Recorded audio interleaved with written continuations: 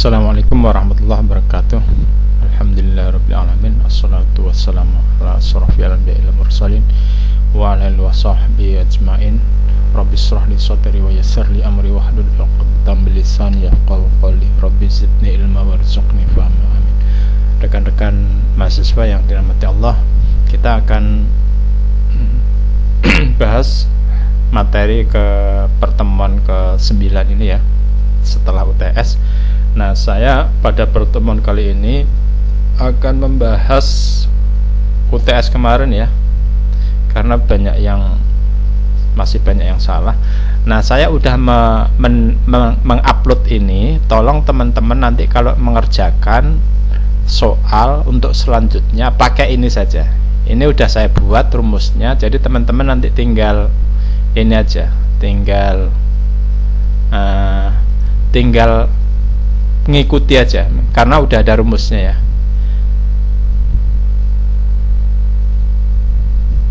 Udah ada rumusnya, jadi udah saya buat rumusnya, tinggal teman-teman mengikuti aja. Coba, nah kita buka soalnya dulu ya. Soalnya itu soal UTS kemarin, mana ya soal UTS. Coba kita buka soalnya, nanti kita bahas satu persatu jawabannya. Jadi ini ada contoh ya, perusahaan asuransi mencatat peluang tidak mengalami, ini kasusnya untuk ini ya, asuransi kerugian kendaraan ya. Seperti kalau di Indonesia ya, kalau kita beli mobil baru misalnya Avanza gitu kan, ada asuransinya. Yang asuransinya itu all risk. Nah, kira-kira seperti itulah. Jadi kalau mobilnya itu peyok gitu atau mengalami kecelakaan gitu, itu diganti itu oleh perusahaan asuransi semuanya. Jadi orang pemilik mobilnya itu tanpa membayar sepeser pun gitu. Nah, nanti ada yang juga yang pakai membayar. Jadi perusahaan asuransi itu akan selalu mencatat peluang-peluang seperti ini ya, probabilitas seperti ini. Nah, ini contoh kasus ini, kerugian mobil itu mencatat peluang 90% itu tidak mengalami kecelakaan. Ini penting ya. Jadi ini harus lebih tinggi nih. Semakin tinggi semakin baik. Kenapa? Karena ini nanti perusahaan asuransi ini tidak mengeluarkan biaya. Jadi kalau ini misalnya 50%, nah itu perusahaan asuransi pasti bangkrut itu. Atau misalnya BPJS misalnya, kan seluruh manusia Indonesia ikut itu. Kalau misalnya orang Indonesia itu sakit semuanya, BPJS itu bangkrut itu. Tapi yang sakit kan tidak banyak itu. Saya yakin masih banyak yang tidak sakit daripada yang sakit. Ini misalnya ya. Kalau contoh perusahaan kerugian, asuransi kerugian itu juga ini pasti lebih banyak gitu. Ini contohnya, ini 90% itu tidak mengalami kecelakaan. Nah, 10%-nya itu mengalami kecelakaan. Nah, itu. Jadi perusahaan itu akan mengganti ini yang 10% yang berpeluang mengalami kecelakaan. Jadi yang 10% ini kan tidak banyak semuanya ya. Nah, contohnya begini, yang 10% ini 50%-nya itu biayanya 1000 US dollar ini maksudnya ya. Terus 40%-nya itu mengeluarkan biaya 5.000 dan 10%-nya itu 15.000. Nah, ini kita contohkan probabilitas yang baik lah. Jadi kalau perusahaan mengeluarkan ini lebih besar itu juga rugi. Nah, maka kita buat probabilitas seperti ini. Coba kita lihat, nanti kita suruh menghitung apa? Nah, ekspektasi kerugian mobil dengan apa? Standar deviasi. Lah terus ada ini contohnya itu bila contoh kasus di atas diaplikasikan kepada 100. Nah, ini 100 aja ini. Contohnya nggak usah banyak-banyak. Kalau perusahaan asuransi 100 ya rugi. Biasanya kan ribuan itu. Nah, ini ribuan bahkan ratusan ribu mobil ikut asuransi. Kalau cuma 100 ya biayanya terlalu tinggi. Tapi ini contoh saja ya. Contohnya 100. Nah, terus misalnya kalau perusahaan itu mau mengharapkan keuntungan 30%, itu preminya berapa gitu. Ini. Nah, yang keempat kita bahas minggu-minggu depan aja ya. Ini kita batasi 3 ini saja.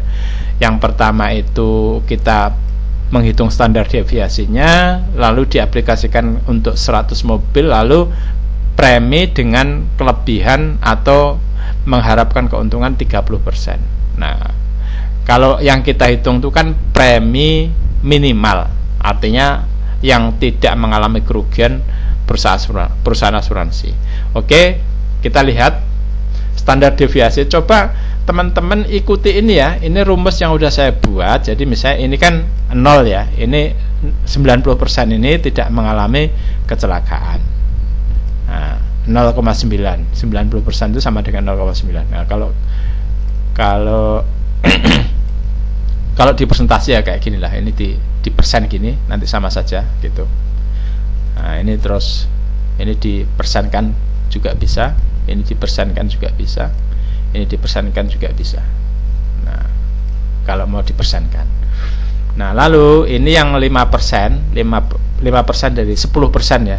Nah, ini sudah saya hitung ini. Ini coba dipersenkan semuanya. Tadi kan 90%. Ini tidak mengalami kecelakaan, jadi 0. Ini 5%-nya 1000, 4%-nya 5000, 1%-nya 15.000. Nah, jadi ini kan 90%.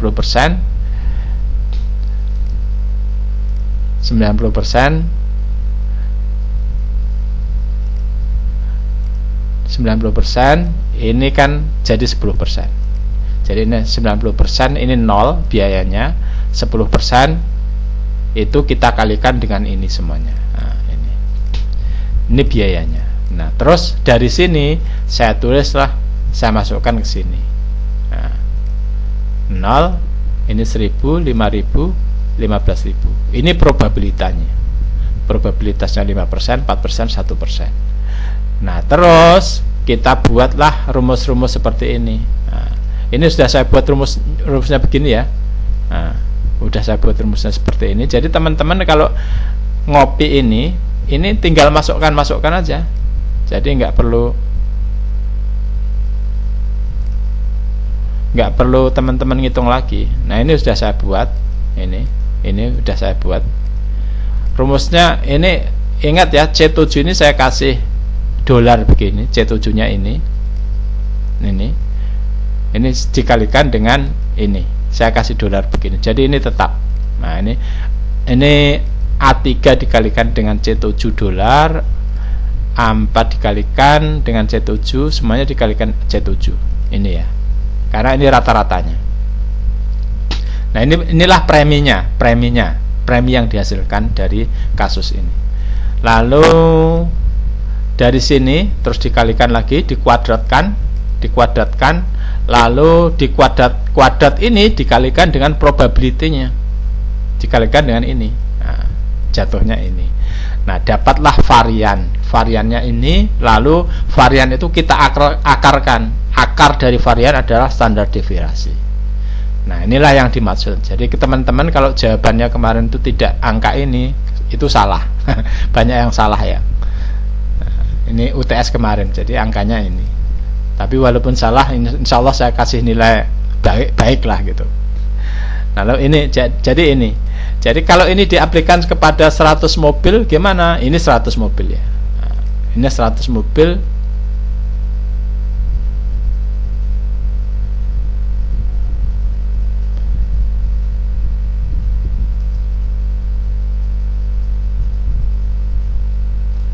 Ini 100 mobil ya. 100 mobil itu berarti dikalikan C7 dikalikan B9. Ini C7 dikalikan dengan B9. Nah, jadi 50.000. Ini jadi kalau 100 mobil itu terkumpullah premi 50.000 US dollar. Nah, kalau mengharapkan keuntungan 30%, berapa jadinya? Berarti 30% dari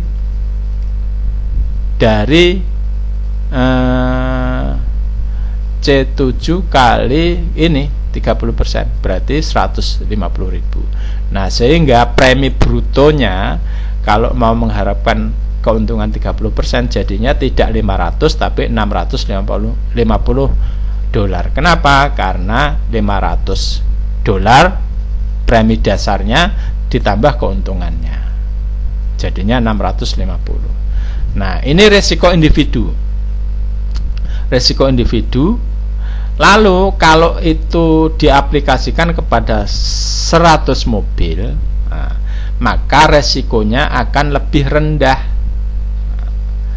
Kenapa? Karena standar deviasinya akan ini. Nah,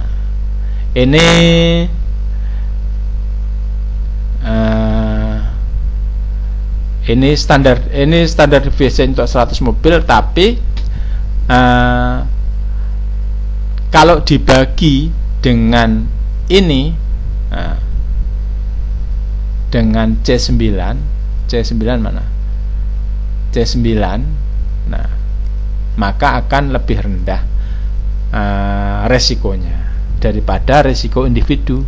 Ini resiko individu kan 3,55%. Kalau ini hanya 0,35%. Kira-kira begitu ya. Jadi ini keuntungannya. Nah, kalau mengharapkan keuntungan 30%, jadi dikalikan dengan 130 persen, maka inilah jadinya premi brutonya. Kalau individu kan ini ya. Kalau dasar kan ini 100 mobil.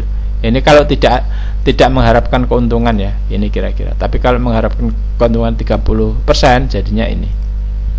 Nah, jadi premi brutonya jadi ini. Nah, inilah kira-kira teman-teman, jadi jawabannya ini. Tolong nanti untuk ke depan saya udah ngasih tugas mengerjakan, langsung aja diganti ini ya. Ini diganti, ini diganti. Ini biasanya yang sering berubah itu ini. Ini bisa aja misalnya ini 85% atau 75%, ininya jadi berapa, nanti dihitung begini ya, seperti ini.